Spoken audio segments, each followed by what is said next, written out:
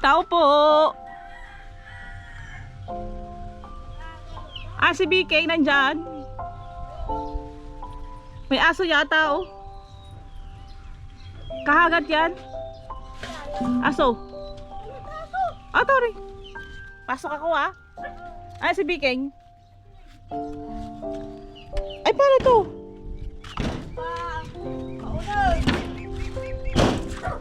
Ah, paunag. Wala sa bundok. Kumagat. Kumagat taas ah. Ando na yun ah. Ayun, naliligo si Vicky. Naliligo.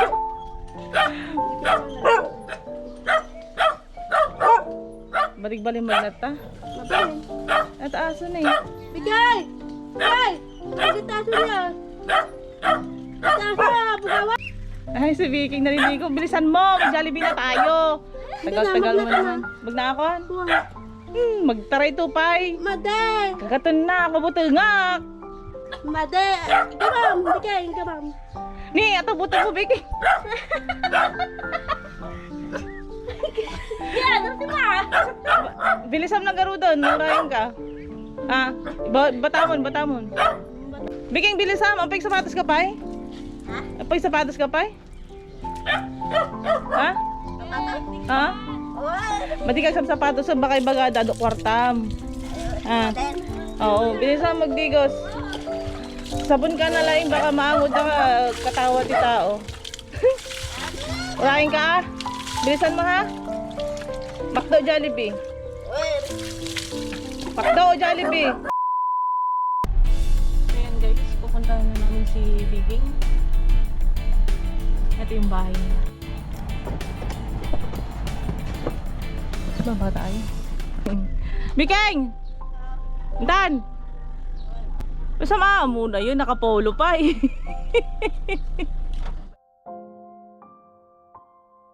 So ito po, kasama na po namin si Biging. Papakainin po namin siya sa Jollibee kasi sa buong buhay niya hindi pa siya nakakain. Sabi niya sa amin. So si Biging po ay meron siyang mentally challenged ba yan? Hindi naman siya totally mental disorder kasi alam naman niya yung mga sinasabi niya. Meron siyang isang anak, yung anak niya, itong bata po na nakikita nyo is anak po niya na nabuntisan po siya ng kapitbahay. Hindi naman kapitbahay, medyo malayo. Tapos hindi inako nung tatay na anak niya. So wala silang sustento na nakukuha dun sa bata. Tinataguyod niya yung isang anak niya mag-isa pag-aaral niya. Biging saya-saya, tawa ka ha? Masaya ka? Oo, di ba? Nakakaintindi siya ng Tagalog. Oo, anong masasabi mo, Biging? Anong pakiramdam mo ngayon na kakain tayo sa Jollibee? Jollibee! Ay! Ang saya-saya niya. So, sa lahat naman na mga gustong tumulong or magbigay ng kahit anong donation sa kanya, pwede naman po kayong magbigay. Eto na, Biging, malapit na tayo sa Jollibee. Jollibee ba or McDo? Jollibee! Oh wow! Jollibee daw! Kahapon sabi niya McDo. Ayan o, may McDo dyan. Save more.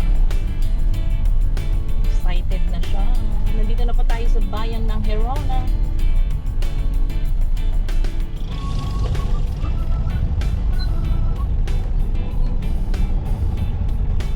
Yun. Nakita mo na, Biging, Jollibee?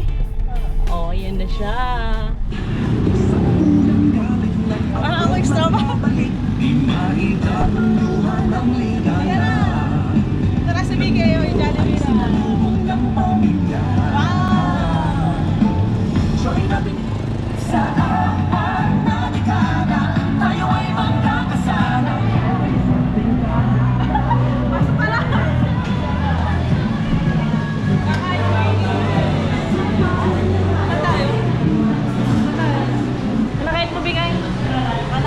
Chicken. Tsaka? Sabi mo na lahat. Ano? Manok talaga.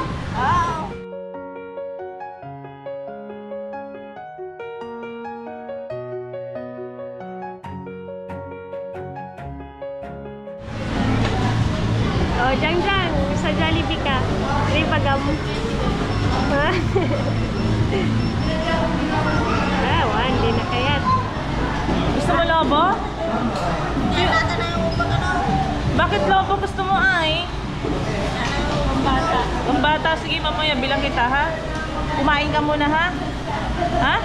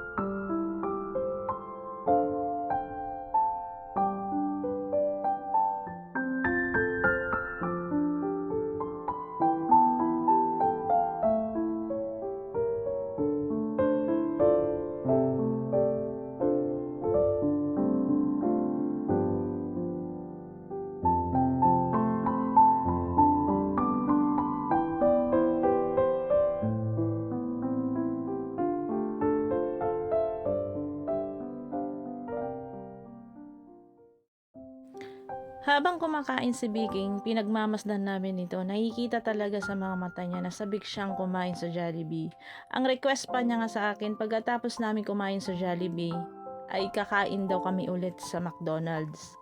Napansin namin na si Biking is parang gutom na gutom siya kasi yung isang rice na in-order namin, kulang pa sa kanya. Yung kalahati ng pagkain namin, binigay pa namin sa kanya at nag-order ulit ako ng 2 kanin. Ang ating bida ay isang biktima ng pang-aabuso. Paulit-ulit itong ginahasa hanggang sa magbunga. Hindi siya pinanagutan ng lalaking nakabuntis sa kanya, kaya walang sustento na natatanggap yung anak niya. Kaya isa lang siya nagtataguyod sa pag-aaral ng kanyang anak. Si Biggie nga hindi ko masasabing meron siyang mentally disorder kasi pag kinakausap mo naman siya, sumasagot naman ito na maayos. Pag nakikita mo siya, lagi siyang nakangiti na parang walang problema. Wala na rin siyang mga magulang at ito ay ulila ng lubos. Kasama niya ang kanyang auntie na miyembro pa ng PWD. Kung makikita mo yung itsura niya, para lang siyang 15 years old or mga 10 years old. Pero ang totoong edad niya is nasa 35 years old na siya.